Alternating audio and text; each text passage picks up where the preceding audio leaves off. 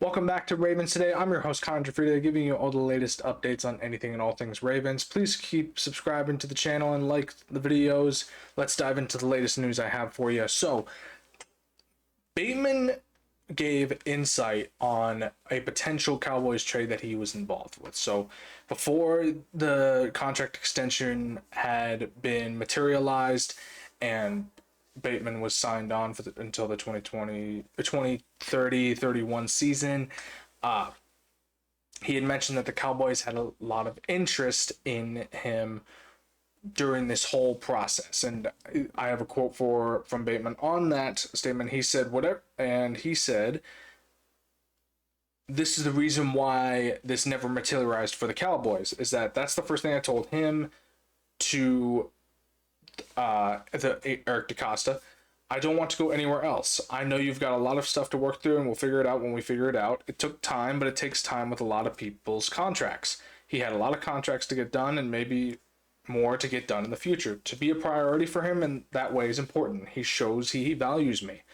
That to me shows that Eric DaCosta and Rashod Bateman have a great relationship personally and on the business end of things as well. Bateman knew that DaCosta had other contracts he had to worry about. Lamar Jackson is a perfect example. Isaiah Likely is a perfect example. Hamilton, Linderbaum, all these guys still have contracts waiting in the wings. And Bateman knew that that Eric DaCosta was busy with them, as well as his own contract. So he knew that Eric DaCosta valued him as a team player and valued him as a person. So he knew that all he had to do was be a little bit patient for a contract to come to the table. And obviously he said that he understands his value to the and he was satisfied with the money he got, and he wanted to stay on the Ravens because he knows that the Ravens are the team that he wants to be on. And that's why the Cowboy trade rumors were just never took any traction on it, and there was no heat to add to it.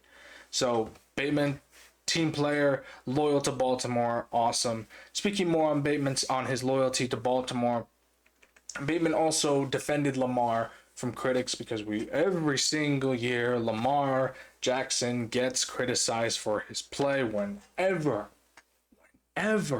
he loses a game, whenever he's lost in the playoffs, no matter if he's had an MVP caliber season or he's had, just an off game, media always gets on Lamar. And this is what Bateman had to say about that. So, whatever they say about Lamar is kind of mind-boggling to us in general, us being the Ravens organization. If you watch the dude's highlights tape in college, he threw the ball really, really well. You watch the NFL, and he's throwing the ball better than most quarterbacks since he's been playing. I think they're definitely caught up in him not getting to the Super Bowl, but honestly, that's hard to not even say. He is validating Lamar Jackson as the quarterback and defending against all of this narrative that Lamar can't go over the hump and he will never go to a Super Bowl. Time is running out and everything. So it's weird to me that all these media outlets just decide to berate Lamar. They never berate Josh Allen. Always Lamar. That right there just shows how the Ravens organization, Rashod Bateman especially, is just so sick and tired of the media berating their QB1, who is a two-time MVP. Two-time MVP. Should have been three. Two-time MVP. Again, unbelievable. Sets numerous NFL records. Brings his team to the division, obviously, to the playoffs. Lamar Jackson is the number one reason the Ravens have been in the playoffs since he's been their starter. Every time he's been injured, the Ravens just limp into the playoffs, first round exit, or they just don't make the playoffs in general. Lamar Jackson is the heart and soul of this Ravens team, and love to see the fact that the players, especially Bateman, are defending him outright as they should, and just saying how confusing and mind-boggling it is that the media just can't seem to understand that Lamar Jackson is one of, if not the best quarterback in the NFL. Moving on. So Kyle Hamilton predicted to be in line to replace Pat Surtain as Defensive Player of the Year. I've talked about this previously, but we're going to dive a little bit more into it. In the recent years, no player has ever won Defensive Player of the Year consecutively. They've never won it twice in a row or 3 times in a row or anything like that. Surtain, it's unlikely that he is going to be Defensive Player of the Year again. Candidate, maybe, but not the actual Defensive Player of the Year. Hamilton, with Malachi Starks now in the fray, has so much more breathing room for his play, for the defense, for him to make plays. It's hard not to imagine him on paper. This, mind you, we still have to wait for the regular season, but on paper, just hard to imagine Kyle Hamilton not being a top candidate and the next person in line to be Defensive Player of the Year. I'm just saying. Last season, he started a little slow, but again, we're talking about a team that had to deal with, an adjustment period with a new defensive coordinator, with a corner that just could not turn his head and constantly needed help, and it was constantly giving up big chunk plays. Now we're looking at a defensive coordinator with a year under his belt, and is a lot more experienced.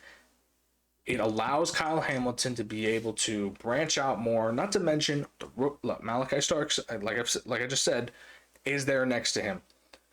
Hamilton has way more room to work with, a lot more freedom for defensive schemes and to make those big plays. So, not surprised here. I think Kyle Hamilton will definitely be a top candidate for Defensive Player of the Year. Moving on to the last part here is that here's my biggest player to watch out for training camp. I've mentioned Wester. Obviously I don't need to mention Starks because I feel like he's just going to exceed all expectations. You have Emory Jones, you have Mike Green. Here's my player to watch out for training camp. Devontae Walker. I feel like that he is going to have such a great training camp that he will stun all of the coaches here. Mind you, he had a highlight play with that tiptoe touchdown back in the regular season. It was his first career touchdown, too. And his one touchdown as well for that whole season. I think Tez Walker is going to have an absolute baller of a camp, and he's going to prove to this Ravens organization that he deserves to be lined up at wide receiver and can make big plays. We've seen sparks of that before. I feel like that we're going to see a lot more of it as time goes on, and we're definitely going to see a lot of big moments from him in training camp, and he is definitely going to be the biggest winner coming out of this training camp. Thank you for tuning into Ravens today. I'm your host, Connor Gioffreda. Again, please make sure to keep subscribing to the channel and liking the videos. I will catch you all later.